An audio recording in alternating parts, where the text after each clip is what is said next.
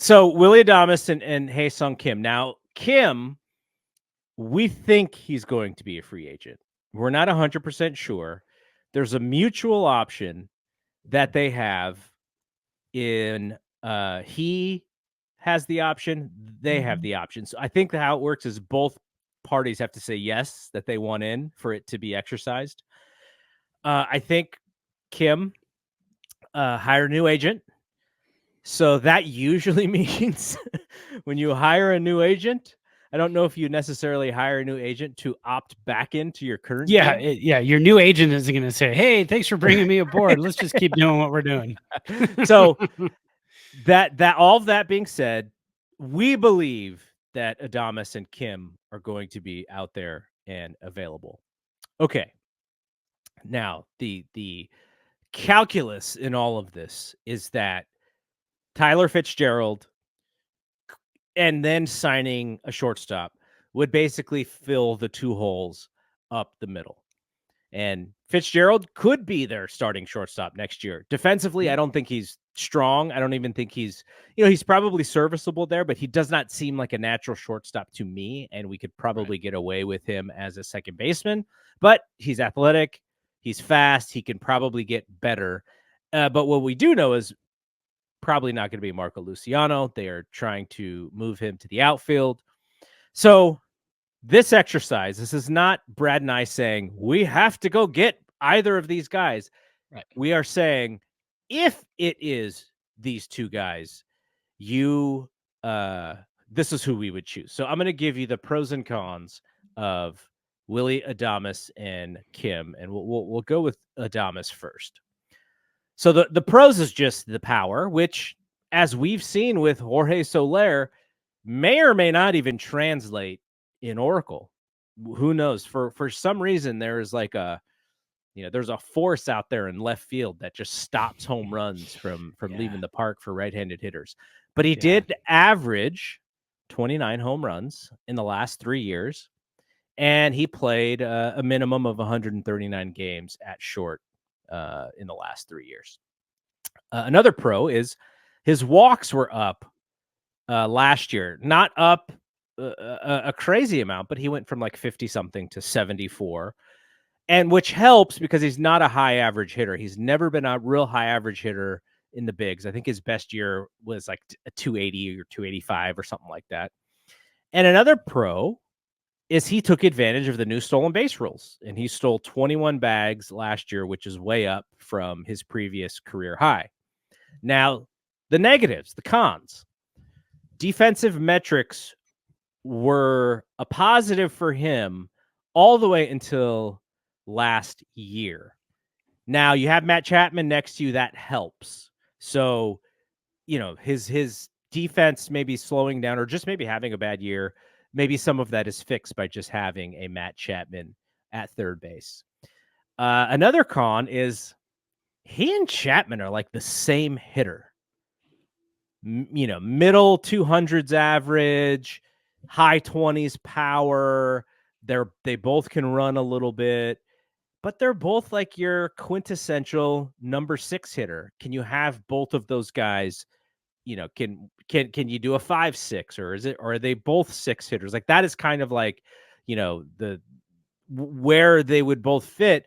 On a bad team, they may be 3-4 hitters, but if you're on a good team, you're probably better with them being a little bit further down in the order. And contract wise, Spot Track has him market value wise. Now, this doesn't mean what their agent is looking for. This is just kind of like players similar to Adames, what they have signed for or what they would sign for. 6 years, 152 million. So that's a lot of cheese for somebody who's like a 248 hitter. Okay. Now for Kim, his pros. Very passable on base percentage for a guy who himself is not a high average hitter. He works counts fairly well. And he also has he also has good speed, averaged 24 stolen bags over the last 3 years. Can play all 3 infield positions, excluding first base, second, third, short. Last year, won the Gold Glove for the utility. And the cons, season-ending shoulder surgery this year. He could not come back to help the Padres in their playoff run. He doesn't hit for much power and is probably a bottom of the order hitter.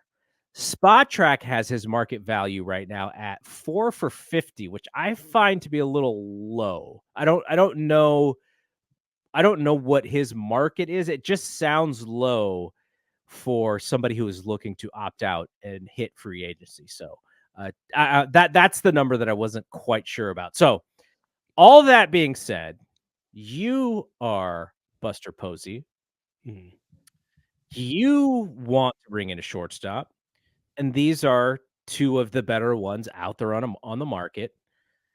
They're different type of players. They are, one is a power hitter and one is a defensive guy who, if he can get on base, is going to steal some bags, but he is going to be, you are putting him there because he can play good defense. Who do you choose out of those two players? I'm probably going to have a theme during this, and I think my theme is going to lean towards, is it different? I'll take it. And so I think for me, I'm going to go Willy Adames because we've seen that, the Nick Ahmed at shortstop got some defense, got a little bit of pop, got some speed. Okay, that's good. But obviously that didn't fly. They wanted to see more pop. They wanted to see more power from that position. That's it's a nowadays shortstop. Yeah, okay, you could be a decent shortstop, but if you're hitting 33 home runs and driving in 117 runs, we're going to stick you there. And, the article we had read earlier too talked about, the fact that you got Chapman at third base, who's a gold glover, who can help you out. He can make some plays at third, so he can kind of cover up some of your blemishes if you're not the best shortstop defensively in the world. So I'm going to go with Adames on this. Yeah, I mean, he's not going to hit 33 at Oracle. He's probably going to hit, like you said, 25. He's Yeah, probably going to hit I 25. would look at Chapman's numbers and say that probably be a pretty good guess. For sure. And I know, yeah, the problem is he is the same hitter as Chapman, but that's not a huge problem because that's an upgrade over anything we've had at shortstop over the last few years. So, Yeah, I guess Crawford's 2021 probably withstanding. yeah, exactly. And that was an anomaly. It just kind of, came out of nowhere, happened, and then disappeared after that. And before that, he had a good, offensive year or two. This is going to be more like a Rich Aurelia, right? I mean, you're gonna get some pop, you're gonna get some okay shortstop, and you're gonna get some strikeouts. I don't think, although I don't think Rich Aurelia ever struck out more than 90 something times in a season. 175 or something like that. 170. That's a lot. That's a lot of strikeouts. But when you're covering that up with home runs and you're driving in runs, and you're getting those key home runs, because that's the other thing too, is the Giants lacked those spots where they had two runners on and one out, and it's like, okay, you got one chance. Your one home run hitter is coming up, so you've got a chance to drive in that run. Now, if you can make it in your lineup, so you got 3 or 4 guys who can hit 20 to 25 home runs, possibly 30 home runs, then you're all of a sudden looking at, okay, now they're kind of feeding off of each other, and you can't quite pitch around this guy to get to this guy because this guy's the same guy, so we're going to pitch to him and see what happens.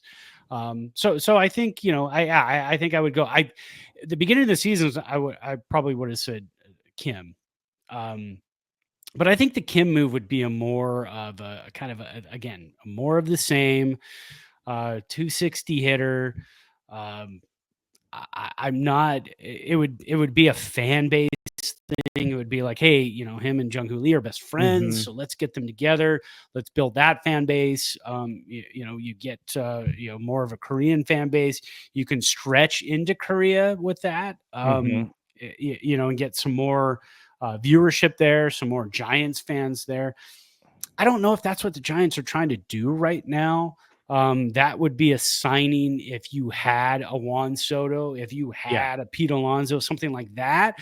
I would say, okay, then I could go with. But if you're going right off the bat and shortstop is your number one position, I would probably go Willy Adames.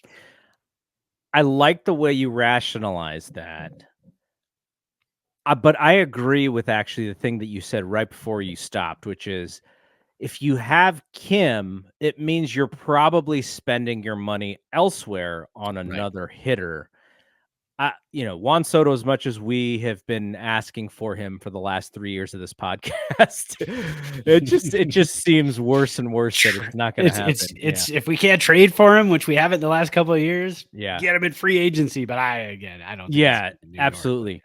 The Pete Alonso thing is interesting, though. If the Mets continue to, if they can actually beat the Dodgers, and we'll talk about that in a bit, maybe there is some pressure to try and bring him back. But I like the player. I like Kim, the player, better than I like Adames, the player, from the perspective of like who does the right things on the field. But you have to have more talent around a Kim. My real worry with Adames is just the contract, and again, not our money. 106 years, 152. What is he? 30? Is he 30 right now? 29, 30? Yeah, I'm not sure his age, but Something like I think that. he's nearing the 30 year. Yeah, yeah. Yeah. So, yeah, he just turned 29. So his baseball year, yeah, that's not, he'll be 35. He would be 35 by the end of the contract if it was like a 6-year deal. But I just think Kim probably does more things. Now, when it came to WAR last year, Adames did have a .5 WAR higher than Kim, I believe. So Yeah. Kim's year was a little stunted with the shoulder injury. So, if you could get a 270, 30 home run guy from Adames, I think it's easy. You automatically take him. But if that kind of disappears a little bit in San Francisco, then I worry about that a little bit. It's just guys like Kim could probably do more things on the field to help a team than Adames could, unless Adames hits home runs. And that's why these right-handed hitters don't come here, is because they know their value decreases if they hit even 3 or 5 home runs less than they do everywhere else. So, But if it's their last big deal, like Carlos Correa, I mean, he didn't have a problem. He was going to come because of that money, and that was going to be his last big deal. That was going to be it. I mean, he was yeah. going to retire a Giant.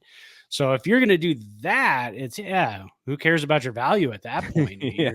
But you're still you want to come to a team that's looking to build and win, and I think that's going to be the biggest key this season.